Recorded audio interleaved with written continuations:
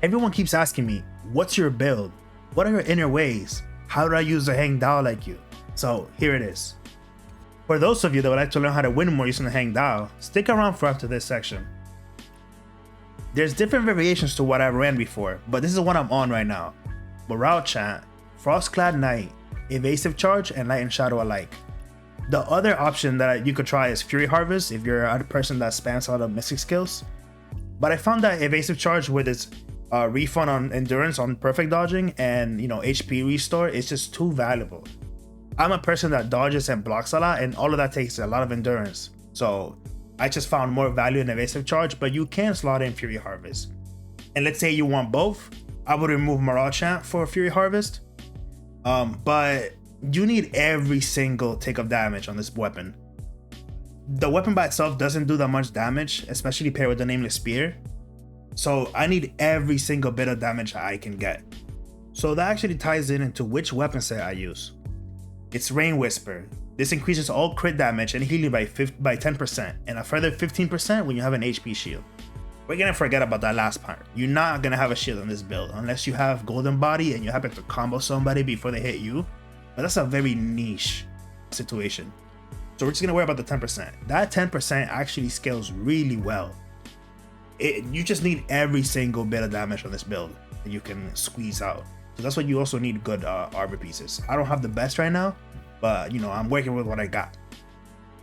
So here's my attunements. I have this one, the Chi damage and Chi restore and counter attack. This is very important. It's like the most important one for weapons.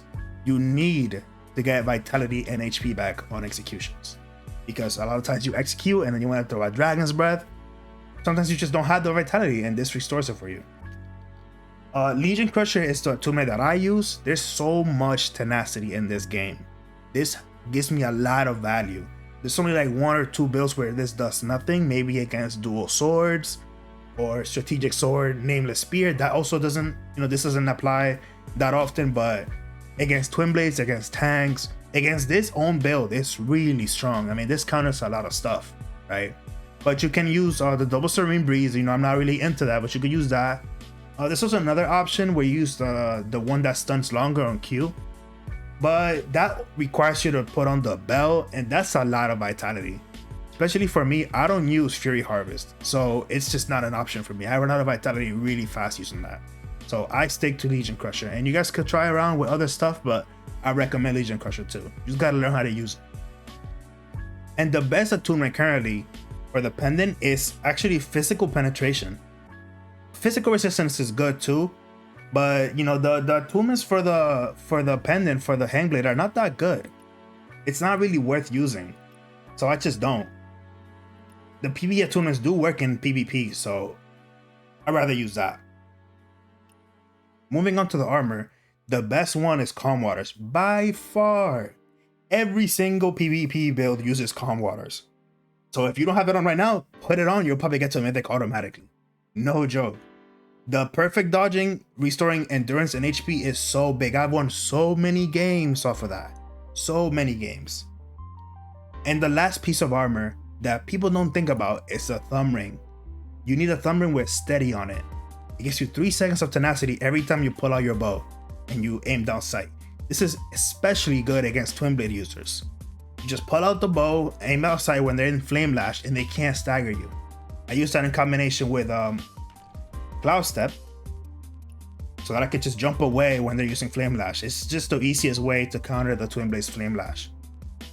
Also, these are my mystic skills. This is very, very important. Premorph is like a must-have with this build. It combos really well with what you use. And Golden Body is kind of situational. You could switch out for Ghostly Steps, but I've gotten so many saves with Golden Body where I'm like executable, right? And I should use Golden Body, now they can't get me. It's really good. And the tenacity sometimes helps, actually saves sometimes. If you're trying to like parry strategic sword and you get clipped once, it saves you the tenacity. If anybody was wondering why I don't use a Fading Bane Blade, it's just because trying to engage with it is asking to get staggered. In a future patch, currently the one in China, the Mo Blade gets tenacity on the entire cast of the Q. So we can expect when balance patches hit that would be changed, and at that point I will be trying the Mo Blade. I'll just probably be switching back and forth between the Mortal and the Nameless Spear until I figure out which one's better, which one fits my playstyle more. But I really want to use the Blade badly. The soldiers are really fun. Now I'm moving on to gameplay clips, and I'll show you guys some tips and tricks you can use to win a little more while using the Heng Dao. Alright, so let's just talk about this fight a little bit. We're not gonna go through the whole thing, well maybe, but this is against Ensado, one of the best double sword players in NA. That build in particular is really strong against the Heng Dao. You just have so much priority over the Heng Dao with that. You know, the Qs on both swords. The dual weapon skill is just so strong to catch the Heng Dao. If I'm doing the charge attacks into him and he dual weapon skills, it's cooked for me. I gotta blow my Serene Breeze at that point. One of the hardest builds to go to, and let me show you why.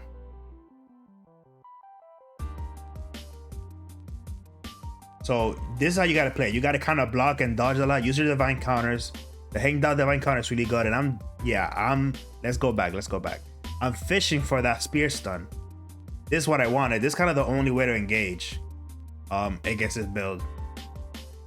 And I got this question asked before. Why do I dodge backwards after I stun somebody? Isn't the combo dual weapon skill, one lead attack, and then the special skill? The thing is about that, if I do that, if I dual weapon skill right in front of him, that's just asking to get Serene Breeze and stun.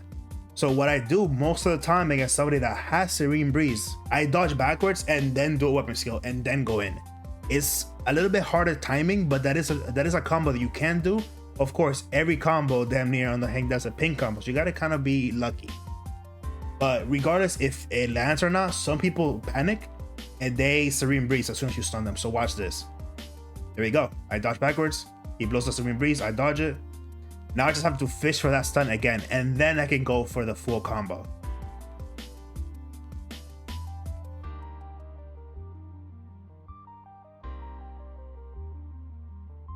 There we go. Dual weapon skill. Use Drunken Poet to survive. There we go. Now I can do it. Yep, there we go. The full combo.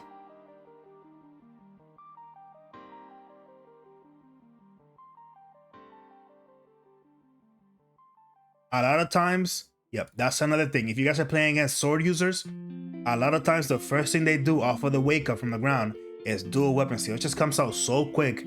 They have tenacity if they have the right attunement. You have to be very careful. Either you just continue the Dragon's Breath or you hold block immediately after you're done. Don't just cancel the Dragon's Breath and, you know, stand there. You're gonna get caught. So again, we're using the Drunken Poet. We're using our dodges to trying to get that's a good one. Just trying to get some leverage, trying to get him to mess up a little bit. You can't go too aggressive against this build or else you're gonna get caught. Like I told you before, the priority on this weapon is pretty low. So I'm really just fishing for spear stuns. That's really the only way. Okay, I missed, but using my tenacity there. Yep. I should have dodged that one. That's a misplay, but that's all right. We all misplay. Continue to use divine counters. Very strong. That's like my number one tip against my number one tip to anybody that ever asked me, how do I get good FAP? Hold block. Don't try to parry everything. Hold block. Yeah, here, let's go back. I saw him use Soaring Spin into Talent Strike before. Right here, I'm not gonna do the same mistake and hold block or try to parry it. At this point, I gotta use Drunken Poet because I know he's coming in with the Talent Strike right after this. He's baiting.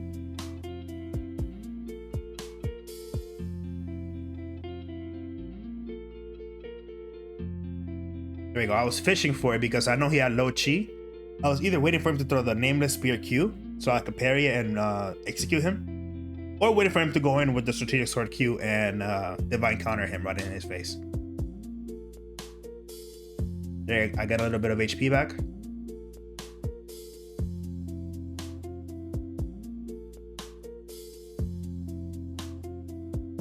I go for those Serene trades. I like those. That's beneficial for me. There we go. He's dead. If I was playing a good weapon, here I got a ping combo and it just drops. It is what it is. In China, that wouldn't drop. I could have lost the game because of that. So, you know, to all the people that say that Heng Dao is the most broken weapon in the game, all right, it is strong. I'm not gonna deny it. It's definitely A tier, but it does have some quirks to it, not gonna lie, especially the pin combos. Everything you wanna do is a pin combo. So anyways, I just wanna show you guys a little something you could think about. You know, yes, the Heng Dao, it has a lot of aggression, a lot of dashing in and all of that. You know, whoosh, whoosh, QQ, but you gotta be a little bit patient. Can't do it against everybody. Especially weapons like that, the double sword, dual blades is another one where it's kind of iffy to go in like that because you can get caught. You gotta be a little bit careful, a little bit of parrying, dodging, a lot of blocking. Trust me, start blocking, start divine countering. Start delaying it too. Don't just throw out the divine counter as soon as you get it. People are looking out for that, just dodging it. As soon as you block an attack, they dodge. So hold it a little bit. Use it as a resource. Use it as something you can throw at them. You know, bait it in, maybe do a drunken poet and then divine counter so you could catch them with that. But anyways, I just wanted to show you guys little things you could do here and there, and hope you guys enjoyed the video. I do stream every day from around 6 to 12 a.m. EST on YouTube and Twitch, so tune in and come say hi. All right, bye guys.